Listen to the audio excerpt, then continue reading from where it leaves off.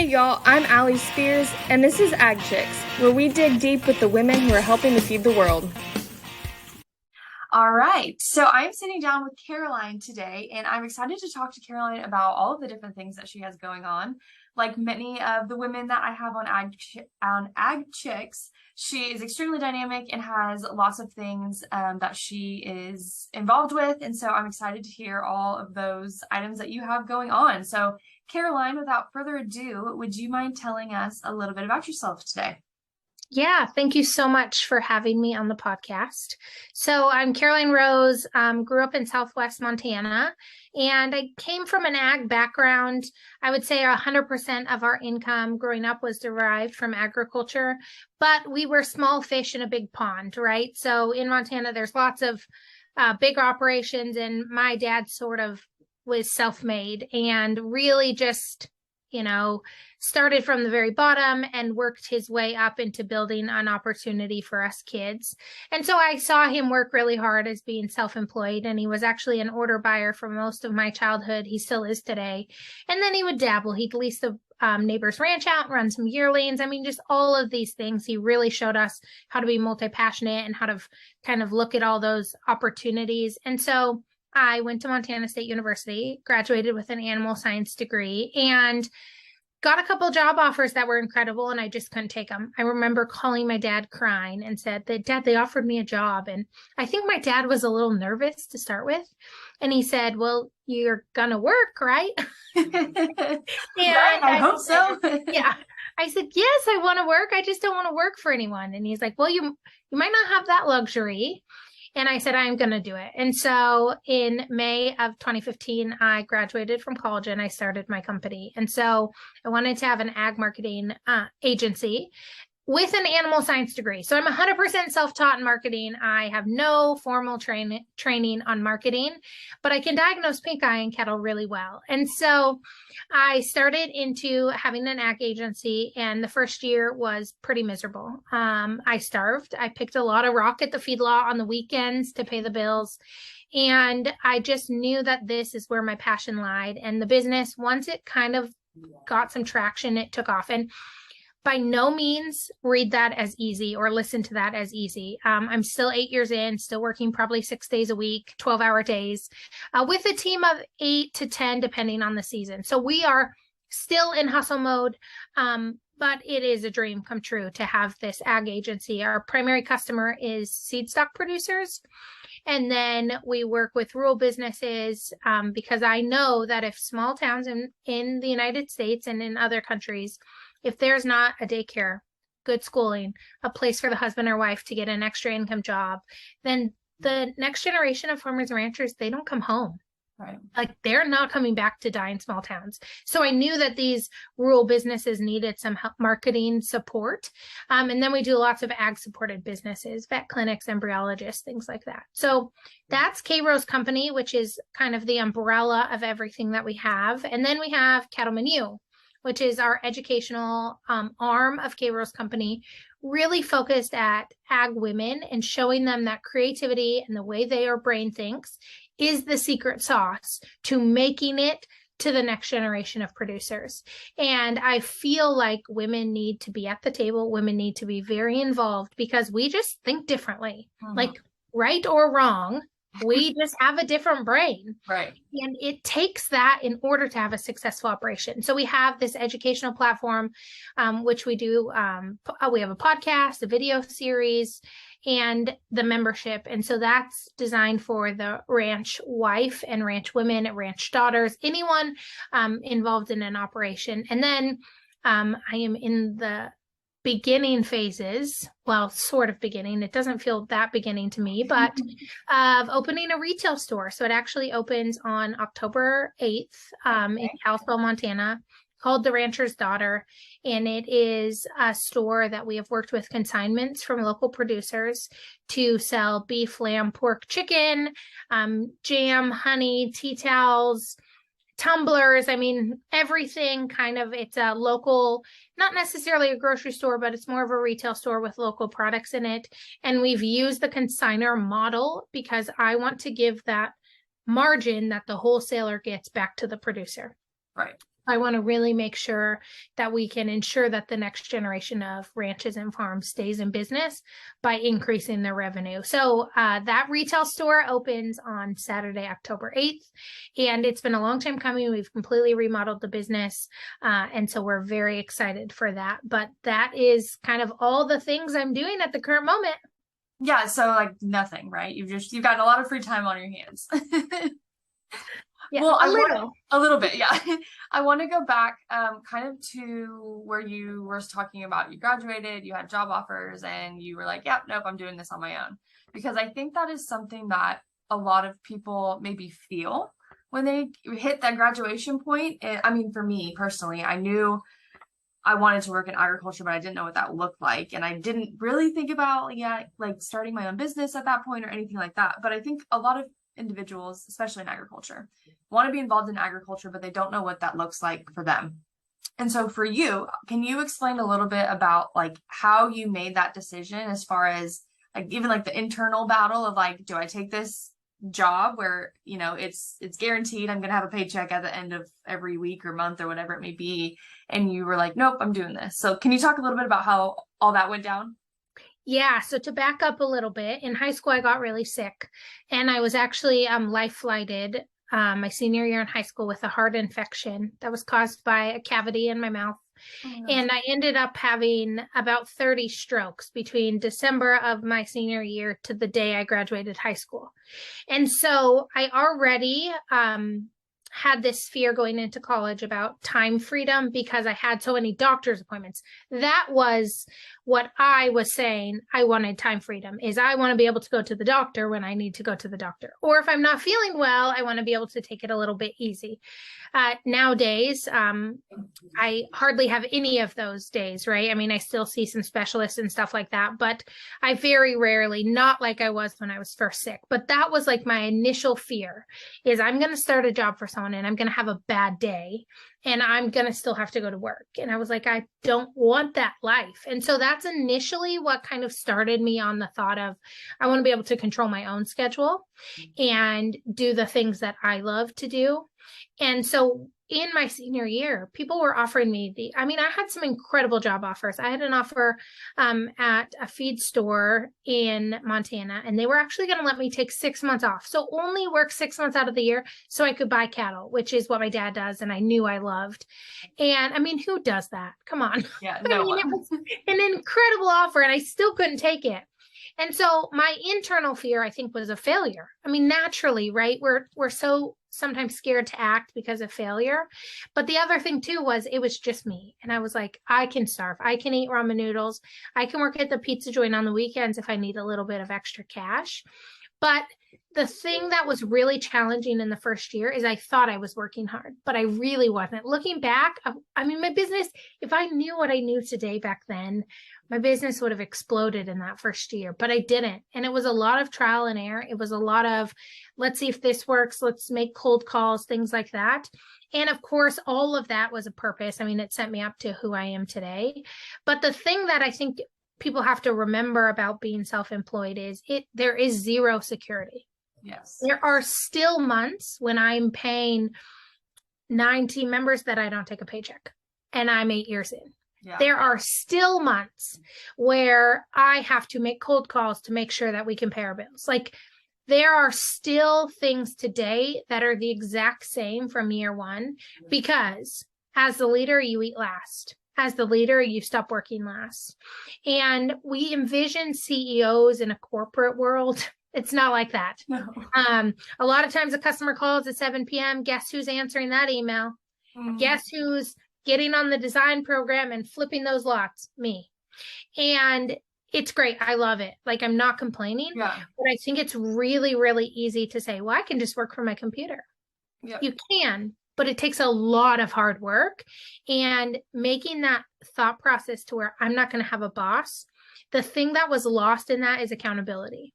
And the moment I got accountability back, which was paying an employee for me, but the moment I got accountability back, I had to work in a different mode than I've ever worked. And so if you want to be self-employed, you have to work Like you have to do the work, and you're not going to make millions of dollars your first year. I mean, unless, your business just explodes, but like you have to be in the office at 9, stay till 5.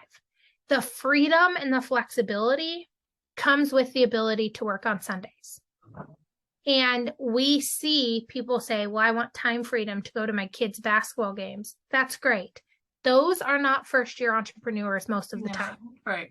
They have been in it 10, 11 years. Like they have said no to tons of things to get them to be able to say yes today in that little switch of a mindset. And so once I got over the fear and once I just knew that it was me on my own, I got to pay my bills. I lived in a basement apartment for a long time and I didn't have internet. I would drive to the library. And so like I cut the corners to be able to do what I wanted to do. It was not glamorous. It's still not glamorous. It might look glamorous on social media. It's still a hustle. Yeah. And I think that's important. That's kind of the general feeling across the board right now is, everyone wants to be their own boss and they want to work for themselves, which is great. But there's just a reality that people don't understand is all of the things that you just talked about as far as, especially when you have employees, because now you're not only responsible for yourself, but you're responsible for them and potentially their family and all that kind of stuff too. So it is not as easy and glamorous, as you said, as what social media portrays it as. And it's a challenge, but let's flip the script a little bit. And can we talk a little bit about maybe like some of the rewarding aspects of it as well, and kind of maybe the opportunities that it's allowed you to have because you have built such incredible brands? Yeah, I mean, there's nothing I would rather do than be my own boss. And I often say, like, I would be a terrible employee. I hope no one ever has to employ me because I have built this behavior now of being my own boss. But for sure, to me, some of the rewards are, for example, my dad is battling throat cancer and he's doing great now. But we spent the whole summer in Texas at MD Anderson, the entire summer, late June to mid-September. I took my computer, I drove him down there, and I lived in an apartment. Yeah. I would not have been able to do that if I wouldn't have worked. The people always say 9 to 5, it's 5 to 9 if you're self-employed, 5 a.m. to 9 p.m. If I would not have spent the years putting in the work, and I did not know that that is where the freedom would come to. But it was such an easy decision for me. When he said, I think we need to go to MD Anderson to make sure that I get this treated properly, I was like, I'm packing my bags. Yeah. No ifs, ands, or buts. I'm going. I want to be there with you. I'll stay the whole time. And that, like, huge reward. We had the best summer. I mean, of course, he was going through cancer treatment, but just being together and being able to do all of that, it was amazing. And that's really what time freedom is. I still worked every single day. Yeah. I worked on the weekends. I worked in the evenings. But I was able to do it on my own time so I could be there for him. But that was because of the years that I had put in to lay that foundation. So that's one of the best. The other thing to me is being able to hang out with my niece and nephew. So that's something that's really important to me, especially after being in Texas all summer. They live on the ranch, and I think they thought we were never coming home. And so I was able to surprise my nephew and pick him up from the school bus. So he's 6. And I could hear him screaming from inside the bus. That's my auntie. And so just little things like that. But if I want to go pick him up at 4:05, that probably means I started my day at 6 a.m. Yeah. And so it's a teeter-totter. Everything we get to do with freedom, everything we get to do with opportunities is because the other end made sense. And there's literally nothing better than being your own boss. But you get to choose what you say yes to and what you say no to. You have to say no to a lot of things in order to say yes to the right thing. But I just love the ability that I get to be on the road. I put about 60,000 miles on a year. So I get that flexibility to be on the road and to work. And I also get to work on my own terms. And so a lot of times that might mean a nap in the middle of the day for an hour, and then I work a little longer in the evenings. I'm planning a wedding right now, so I can easily stop to do a wedding walkthrough with the coordinator, anything like that, because I can readjust my schedule. But I still have to put in the same number of hours. Right. It's just I get to pick when those hours are, and I get to pick that hard work. it's so rewarding to be self-employed. And if you have that dream, do it 100%. Just know that it's going to take some work. But when you get to the sweet spot in your business where you have a little bit of flexibility, it is such a great opportunity to be able to serve and to be able to bless. And if you have employees, that's to me the biggest honor is that someone wants to work for my brand. And you get to serve them and their families and watch their families grow and thrive. And there's a lot of pluses. There's a lot more pluses than there are negatives. Yeah. And I think too, sometimes for women in agriculture who want to be somehow connected to the operation, whether that's farming, ranching, whatever it may be, but they don't want to just do the books or, do things that are outside of maybe the traditional ideas of women in agriculture or women on operations. How do you think this idea of entrepreneurship and kind of building your own businesses can apply to them? And what kind of opportunity do you think there is for women in agriculture through that? So there's so many opportunities. And that's the thing I think is we like put ourselves in this little box. And I'm going to give a non-ag example, and I think it will really help everyone see. So in Texas, there was this girl at the pool, and I said hi to her. There was not very many people at the pool, and so we got to chatting. She was a travel nurse from Tennessee, and she was living in Houston. She didn't really know anyone. I didn't really know anyone. She went wedding dress shopping a couple times with me, and we were able to hang out. We went to farmers markets together. We saw each other 10 times, maybe 5 times during the summer. Yeah. But she was sitting down and she said, I really would like to create a second income, but I'm a nurse. There's nothing that I know besides nursing. And you can't really have a side hustle of nursing. Right. And she's a NICU nurse in a like big hospital, like in Houston.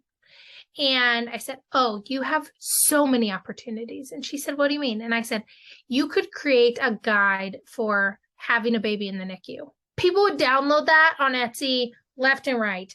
It's so scary to people to have a baby in the NICU. They don't know what they can bring, what questions, all of that. I was like, you could do little magnets for their beds that have like notes to the nurse or reminders or progress reports, whatever it may be. And I just got her wheels turning, and she said, I never would have thought about any of that. She's like, all I know is nursing. And so when we think about how that applies to agriculture, oftentimes we just think about what we know, but we forget that there's other people who don't know ground level, and we have a PhD. And so like, if you're doing the books for your operation, you could create some how-to videos on little things in QuickBooks, not the whole thing in QuickBooks, right. Little things, and sell those. Right. You could, anything that you are doing, harvest meals, right? There's someone on Instagram who is making a living selling harvest meals. How many women are making harvest meals? Right. And now you just bundle it up and you have something to sell. Or maybe you double your recipes and you sell to the neighbor. And you say, I'll cover the harvest meals for X price for these days. I'll drop them off this time. There's some families that would be a dream for them. They would say, please do. You're a great cook. Please drop them by. We'll pay you. When we think about making an income, what you're already good at is an easy addition to offer to someone. And again, we don't have to reinvent the wheel. What you're doing at home, you could teach and train and support someone for exchange of money in building your own business. Yep, 100%. Yeah. And I think at that point too, it makes it more impactful for you because it's something that you are potentially already doing or you're passionate about. So then it's going to help you to continue to want to do it. Yeah, absolutely. And $250 a week makes a big difference for some people. That might pay for your daughter's dance class. That might pay for what you put in retirement, right? It's not, we don't need to make $20,000, $30,000, $40,000 a year in this side hustle to start with. Make $250. Those things add up. And I think a lot of times it's like, okay, to be self-employed, I have to be making 60,000 or whatever, right? No. Make $1,000 a month. What would $12,000 do for your family? A lot. Make a little step. Have it pay for your harvest meals. Right. What would not having a grocery bill do for your family?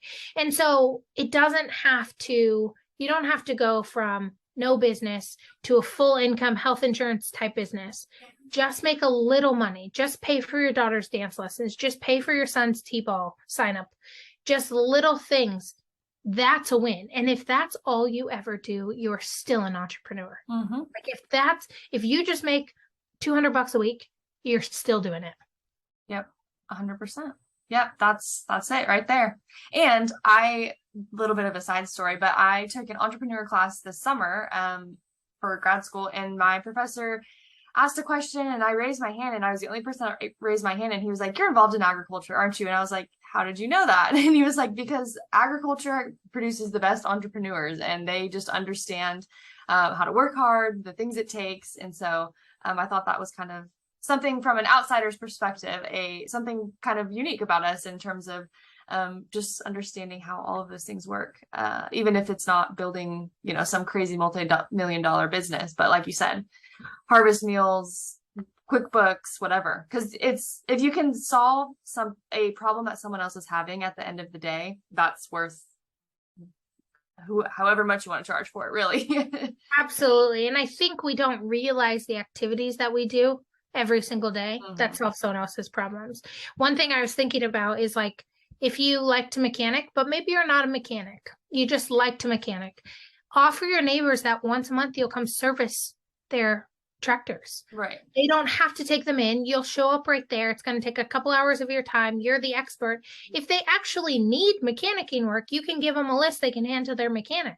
Like, there's so many things you can do, and people nowadays pay a lot of money for convenience.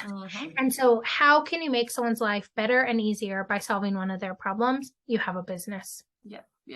So speaking of, solving solutions for people, or creating solutions for people, for KRose Company, what is your guys' strategy in terms of marketing and helping rural businesses? What are kind of maybe some of the services you offer, all of that good stuff? Yeah, so we are what you would consider a full design agency. So logos, websites, social media management, tons of Facebook ads. I run about $100,000 of Facebook ads a year. We have photographers, videographers. We do lots of content days, which is something I'm a big believer for small businesses. I shouldn't say this on air, but I actually don't think most businesses should have someone run their social media. Yeah.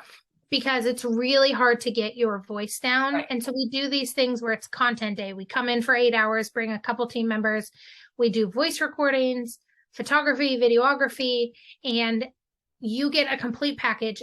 All the social media posts are written for you from your voice, all the photos, the reels, everything like that. Like, you have this package to be able to post yourself. So we do that. I do lots of consulting, lots of helping people start businesses, understanding marketing, what's working, what's not. And in rural businesses, I noticed two things with our big audiences. So one is production sales. The thing that's missing in production sale marketing, seed stock marketing, is knowing where your leads are coming from. And so the traditional model has been get as many people on a catalog list as possible, send out a catalog, which is your single most expensive advertising cost, and hope they come to your sale, and put a bunch of print ads out to get the ringmen to your sale. We have no idea the return on investment in print ads, no idea how many people are even looking at the catalogs. I see my dad throw handfuls of catalogs away every single day. So we really encourage producers. You need to narrow your catalog list down. They need to know, like, and trust you before they receive a catalog. Let's put tracking mechanisms on each print ad, on wherever you're hosting your videos, DV, Northern, Superior, give them their own tracking link. Whoever's designing your catalog, give them their own tracking link. Figure out exactly where your leads are coming from, exactly which publications, where your requested catalog's coming from. Then when we look at that, we can pull who registers to buy, who buys a bull, and we can literally see everyone who bought a bull came from X publication or came from X here. Pretty soon, you know how to spend your dollars. It's really easy. So that's a huge mission of mine in production sale marketing. We got to start tracking that. And we have to get back to producers making phone calls to other producers. You, as someone who's selling seed stock, can make 10 or 15 calls and never talk about a single bull. You have to talk about the bulls. You have to use those calls. So we call ourselves a one-stop shop, and I know a ton of other ad companies do now too, but we want you to call us. We'll handle the rest. Then you make one call, you call 11 people and try to sell bulls. You're going to have a better bull sale. So that's my philosophy on seed stock marketing. On rural businesses, the really sad thing is probably about 4 years ago, I got an email from another ag marketing company, and they had talked about Facebook ads, and they had encouraged people to hit the boost post button, and my heart sank. I absolutely, like, the boost post button is the worst button you can put when you're running Facebook ads. And it was really discouraging to me because I was like, as a small business, you can't hire someone to do your marketing. And so if there's bad information out there, these poor businesses, they're solopreneurs, they have 1 or 2 employees, they're trying to fit it all in the day. They're reading information that's not even accurate. Right. And I realized the tactic is then for it not to work and then hire them. But that was like really painstaking for me. Yeah. I said, I don't want to do that. We got to teach rural businesses how to do it on their own. And my biggest piece of advice, the biggest thing I teach rural businesses is you can't be on all the platforms well. So if Facebook is not converting for you, don't add Instagram, because you just doubled your content creation time and you're already strapped for time. Like, get Facebook converting, then add Instagram. What you post on Instagram, what you post on Facebook should not be the same thing. Right. And so don't have all these platforms and then wondering why you're running out of time. It's because you can't create intentional content for each platform until one's converting properly for you. And so when I meet with a customer, a lot of times I get rid of half of their social media platforms. And I say, we're going to go to Facebook until Facebook works. And Facebook working means X number of sales, all tracked from Facebook. As soon as we hit that, let's add another one. But you just can't do it all. And you can't do it all well. You need to focus on a few things that work really, really well and start there. Yeah. And then I guess too, on the Cattleman U side of things, where did that idea come from first, I guess? And like, how did all that come about? Yeah, so the idea came during 2020 when I was realizing I just was starting to pay attention to our own operation. So we have kind of a unique operation. We have a backgrounding lot of a couple thousand cattle. We run some yearlings. I have some other cows, and then my dad and I buy some feeder calves for a living. About 30,000 between the two of us a year. So we're not a typical cow-calf producer. And what I noticed is I have a brother who's 5 years older, mid-30s, 2 kids home on the operation. As soon as he really came home and started to get more of the accountability, more of the responsibility, my dad started to leave for conferences. And I said, no. Our business cannot wait 30 years for my brother to be able to go to conferences to learn new ideas. Right. So that was the first thing. I said, I'm going to bring the conference to them. And the other thing, and I'm sure you've been to ag conferences just like I have, it's like they word vomit at you. Yes. And then you leave and you can never watch it again. You can never follow up. You can never ask any questions. And so I changed all of that. People can watch the videos as many times as they want. They can download the audio. Then we have a session where it's called the Profit Panel, where I sit with all the speakers and we answer any questions. So you have the opportunity to circle back, ask for clarification, anything like that. So that's initially where the idea started. So that was in summer of 2020. And then how it's really evolved to focus on the ranch women is I was headed to a conference and I was asking my dad and my brother what my secret sauce was. And what they said is things like your creativity and your unique thinking and your passion about things that are not as important and your sensitivity.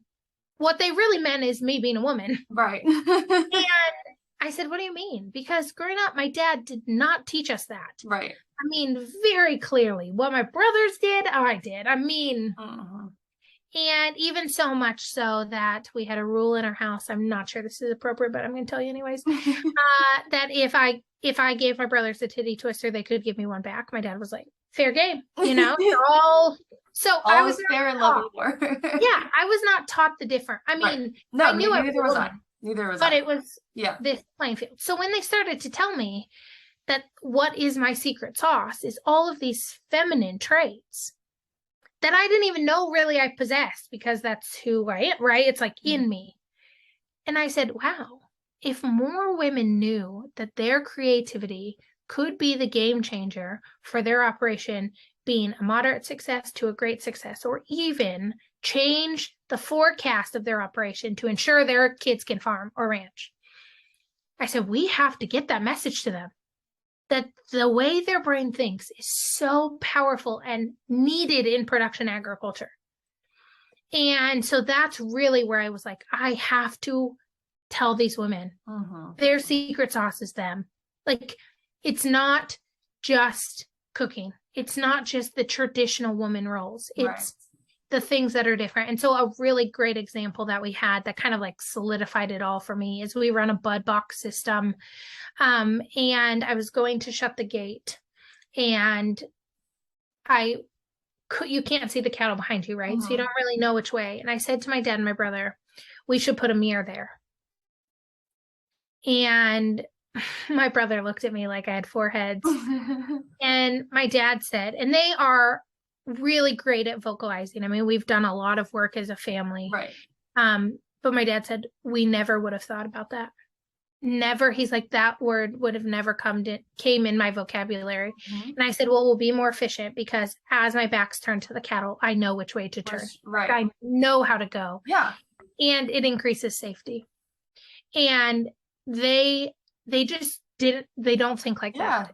Yeah. And we need things like that in operations, more efficient, safer for our employees, little things like that. Like, I'm not asking to change the whole operation, but when you bring women involved in the day-to-day, you will notice things like that should have a mirror, or the fridge opens the wrong way, right? Little things like that I think oftentimes get overlooked. Yeah.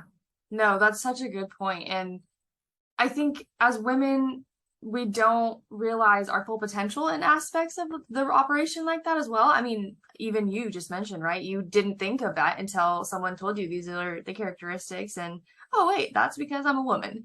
Yep. And yeah, and I always say too, I'm not necessarily a feminist by any means. It's more of, I understand that we have a role that, or not that we have a role, we have a role that doesn't have to be defined on an operation, and it can be whatever seems right to you and your family and whatever works for you, but to not limit yourself because you are a woman. And that's what I think too. It's funny because the feminist thing comes out a lot, right? And it's not that I think being a woman is better than being a man. Not at all. Yeah. But I absolutely think that in order to change the statistics in production agriculture, right? We just shared a reel on Cattleman U. I'm sure you saw it. Yeah. About the suicide rate, about the young producers, about the number of farms decreasing. I really, really believe in order to change that, we need to bring femininity back into agriculture. And almost every operation has a woman involved. And I think they need to be more involved, because there are little things. Women are really great at relationships and sensing how employees feel and, stuff like that, that's not a characteristic of a majority of men. And a lot of times when I talk about this, people are like, well, my husband's different. Okay, great. He's the exception to the rule, right? Isn't there like that TV show that says he doesn't really love you, or a movie, he doesn't really love you? And they always talk about, you're talking about the exception. Right. You are the rule. Right. Like, we're looking at the rules. We're not looking at the exceptions. The majority. Yeah, the majority. And so I just think women need to be more involved. And also, I think we've forgotten how good fostering of dinner table conversations can be. So one thing in our Cattleman U planner is we have really intentional questions to ask at a dinner table and to ask your spouse or your partner. One of them is, do we want our kids to do this? Do we want our kids to take on the stress of this operation? If the answer is no, why? What can we do? And I just think that we got to get women more involved if we want to change the outcome and the game that is involved in agriculture right now. Like, we can solve a lot of these, mental health, I think if we had a little softer aspect to agriculture, I think if we were a little more in tune to our emotions, if we knew relationships, if we understood people's Enneagrams, things like that, we could catch on a little bit more when people needed some help. Yes. But it has been so separate. The women have these jobs, the men have these jobs. I think we got to come back in, mix them all together, get some of those female characteristics back involved in the operation. And I think it's critical. Like I don't know that production agriculture can go on the same trajectory it's going. We have to do something different. Yeah.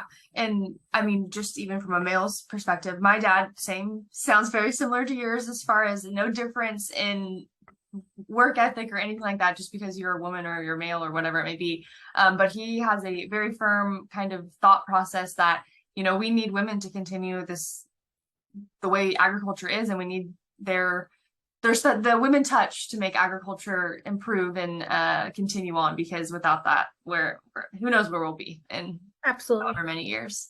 Yep. So thank you, Karoline, again for being on with me today. And as our time kind of wraps up here together, I would love to hear maybe any advice that you would give to potentially a listener or a woman in agriculture if they were thinking about potentially starting their own business or changing the traditional roles a little bit in their operation. What's something you might share with them? Yeah, so I give this advice a lot. So if you've heard it before, I still think you need to hear it, but you really matter. And it doesn't matter what you look like, what your faith is, what your family situation is, any of that. Okay. If you want to be in agriculture, we need you. And if you feel outside the norm, we need you even more. Mm-hmm. And if you don't wear Carhartts, that's great. If you don't own a pair of muck boots, that's fine. If you want to be a part of this mission of feeding the world and to providing food and fiber and being involved in an operation and raising a family in this, or maybe not, just doing it, like whatever it looks like, you want to be involved, please be involved. Because I think for a long time, we thought a rancher looked just like my brother, right? Looks very punchy, cowboy hat, pretty rough looking. That is not the only picture of agriculture.